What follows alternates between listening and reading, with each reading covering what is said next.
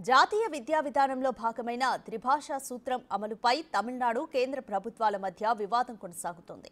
ఇటీవల రాష్ట్ర ప్రభుత్వం ప్రవేశపెట్టిన బడ్జెట్లో రూపాయి సింబల్ను తొలగించడం తీవ్ర చర్చనీయాంశమైంది. ఆ స్థానంలో తమిళనాడులో రూ అనే అర్థం వచ్చే తమిళ అక్షరాన్ని చేర్చడంతో ఈ వివాదం మరింత ముదిరింది. కాగా ఈ చర్యపై కేంద్ర ఆర్థిక మంత్రి నిర్మలా సీతారామన్ సహా పలువురు చేసిన వ్యాఖ్యలపై తమిళనాడు సీఎం స్టాలిన్ స్పందించారు.